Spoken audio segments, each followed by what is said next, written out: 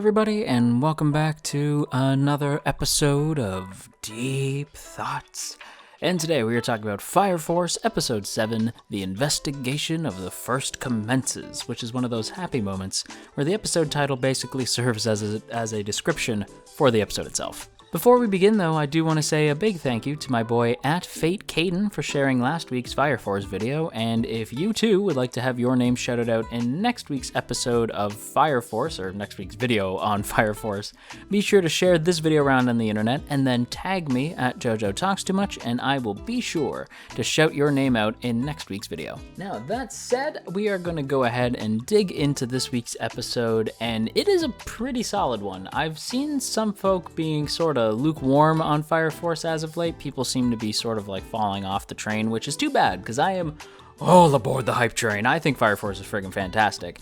It's not like my favorite show this season, but it's up there. It's certainly a hell of a lot of fun, and that is pretty much exemplified in this week's episode. It's a little bit slower to begin with, but then it really ramps up by the end. I would say that the first half of the episode is relatively slow, but that's mainly just to set up stuff, and honestly, I thought a lot of the conversations between characters was handled really, really well, considering that I think the best part about the show is actually the action, not so much the characters. So for us to have an episode that balances both pretty well, I'm pretty impressed by. It's not the best that the action's been, and I do feel that the conversations between characters could be better, but overall I'd say it was still a really solid episode this week. Let's go ahead and start with the First, who it's our first time really getting to see them and their I guess headquarters.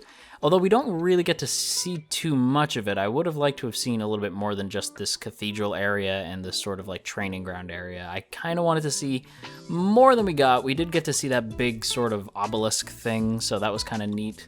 But other than that, that's basically it. I do think that the First should have been handled with more of an ominous tone, given that Shinra is still under the assumption that the First has had something to do with his family's disappearance, and that's something I will comment on actually right now. In regards to Captain Burns and the rest of his folk at the First, I do think that they are aware of more than they're letting on. I don't think they're evil. I don't actually think that Captain Burns is a bad dude. I think he is hiding things from Shinra. He is, I believe, totally aware where Shinra's brother is, who Shinra's brother is. I just think he's keeping them for a specific reason. I don't necessarily sense any form of malice from any of the characters, especially not Reika Hoshimiya, I believe is his name, one of the new characters. He is really fun. But yeah, I don't necessarily sense any sort of negativity or malice from the First. That might just be a me thing, but yeah, if I had to theorize, I'd say that they are aware of Shinra's brother. They may know where he is, or at least be aware of what happened, but I don't think they're necessarily evil either. But enough about the badassery that is the First and the posse over there. Let's go ahead and talk about a barbecue, because we get a barbecue in this week's episode, and it was actually sort of charming to see the characters just sort of unwind. I believe it was the 5th and the 8th, just like doing that sort of like that barbecue that Iris had proposed last week. So it's interesting to actually, like, I didn't think we would actually get to see that, but we do, and we see poor Obi trying to like maintain order amongst everybody, and it was actually pretty funny to watch. But I'd say the more interesting scene is actually what follows, and that's the conversation between Hibana and Obi, and it really fleshed out Hibana's character. And I did see around online that people were sort of surprised that Hibana got as much character as she did, because she I guess doesn't really have as much of a role to play in the manga. At least that's what manga readers have told me. That could be wrong. I hope it's wrong, because I think Hibana might be the most interesting character in the show right now, or at least the most fleshed out. I find her to be the character I tend to pay the most attention to, as her backstory is appropriately tragic, but also explains quite a bit about why she acts the way that she acts. She's always felt sort of different from her sisters at the orphanage, and then when she grew to see the world as being this cruel and dark place, it really did change her, made her malicious, made her a bit of a sadist, or I guess you would call it a sadist, like a bit intense. How about we put it like that? She can be a lot. And it's interesting to see how, and I appreciate rather how we get to see what Shinra standing up to her and reminding her of what justice was did for her, and the explanation of how feeling that warmth of kindness, that sort of flare of justice, as it were, really sort of triggered something in her that reminded her of her own goals of like trying to figure out the mystery behind the spontaneous combustion, trying to figure out a way to right the wrongs of the world. And it just happened that she, along the way, became a devil herself. And I do think that made her character really, really interesting. She is easily the most interesting character of the bunch. That said, my favorite characters are still Maki and Obi. And Obi, in particular, during this conversation, gets to have that moment of like, you know what, I'm gonna figure out what's going on. And if anybody is actually behind the spontaneous combustion, because that's what we find out, that somebody's actually pulling the strings and purposely setting certain people ablaze. And Obi is just like enraged by this fact and is like dead set to figure out who did it and bring him to justice. Justice!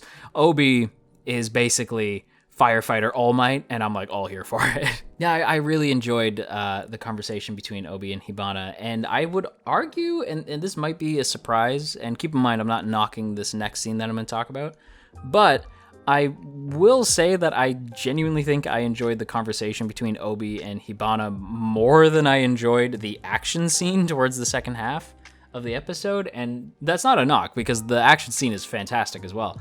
I'd say it's pretty darn great, but I really liked this conversation. It really went further to flesh these characters out, because as much as I like this show, in fact, I'd go so far as to say I'm really loving this show, I do feel like the characters need a little bit more fleshing out. I feel like Hibana's a great start, but I want to see the gang at the 8th really get sort of fleshed out a little bit more. I want to learn more about them because I do care about them, but I want to learn a little bit more about them. We know a lot about Shinra, but we don't really know a lot about everybody else. But hey, all good things with time.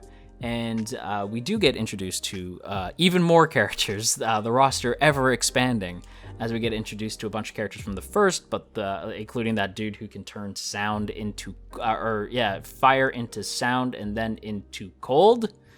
Weird. That seems silly to me. I don't know if that's accurate, but what do I know? I was never really good in science class, so maybe that's totally accurate. I have no idea. But the character I do want to point out is Lieutenant Hoshimiya. I love that guy. I think this dude is friggin' dope. I love that he gets to be the first one to fight. I like how much character, or at least personality, they managed to pack into the limited screen time they gave this character. The fact that at first he was very stern and was listening to Captain Burns and just like sort of like, yeah, the captain has already given us a full write-up on you guys. Lieutenant Hoshimiya basically saying that any sort of sparring match is totally unnecessary. We already have a full list of your abilities and where you excel in. It's not necessary. But the instant Captain Burns is like, oh no, yeah, you can have a sparring match with the trainees if that's what they want to do. The instant seeing him just like light up, pun intended, of like, oh, what, really? He even gets like stars in his eyes. He's like, oh, that's awesome. Actually, I believe he just constantly has stars in his eyes. Everybody in this world has strange irises, including Iris. Haha. No, she actually doesn't. She has normal eyes. Ironically enough, the character named Iris is the only one with normal looking eyes. But anyway, Hoshimiya just like sparking to life when the captain gives him the okay. You could tell that this dude just loves a good fight, loves like to test out his abilities. He's a real go-getter, but he's also able to rein it in and be a soldier when the time calls for it. And I thought that was really neat, like a clever, or at the very least, I just found it impressive how much personality that they managed to pack into this character in the limited screen time we got. I want to see more from this character real soon. That said, the first does absolutely wipe the floor with our gang, and it's not even close.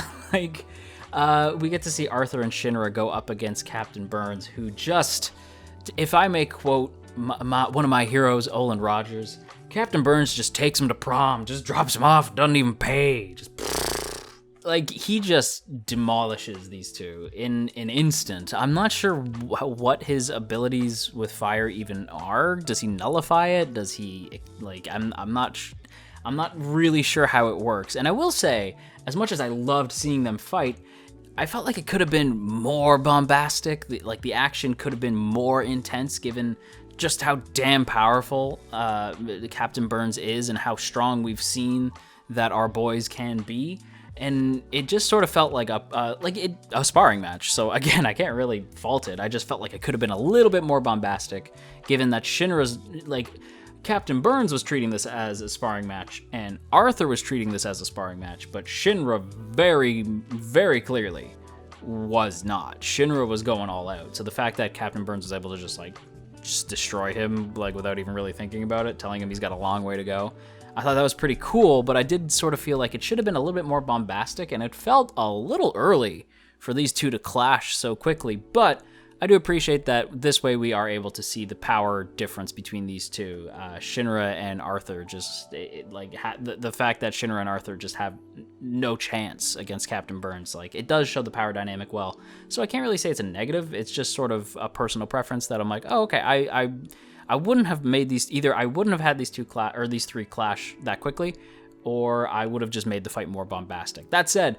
I do think that it was pretty solidly handled, and I did think for a sparring match, it looked pretty dope. That's going to be today's video, though. I do want to quickly say that I have switched my rating system from doing sort of traditional grades to going into more of just a sort of ranking system a la fighting games or Devil May Cry. I've listed the ranking system below, but basically it just goes from S rank at the very top to D rank at the very bottom. With that said, though, I would happily give this week's episode a strong rating of B. It was pretty good. I quite enjoyed this week's episode. But yeah, that's gonna wrap up today's video. Before we go, though, as always, I have to give a big shout out to the good folks over on Patreon, namely those in the Earl Grey tier: Calvin Atkinson, Crowbar of Irony, Dominic, Urza, No for Nothing, Maria Teresa, Mirth Mouser, Nye, Omnigaramond, Opinionated Slime, Cell, Shadow Creative, Sipco Games, Somastan, Tristan, and Verdon. Thank you all so much for your continued support over on Patreon. It is super appreciated, and if you too would like to join the T Squadron, then by all means go ahead and check out the Patreon link in the description. Check out all the cool rewards you can get over there, as well as access to our Patreon exclusive Discord. But on that note, everybody, that was a video. So if you enjoyed today's video, then you've probably been on the internet long enough to know what to do already, so I ain't gonna tell you, but I will say that it is appreciated. And if you're feeling stressed out today, you go have yourself a warm cup of tea, and I'll talk to you all again real soon.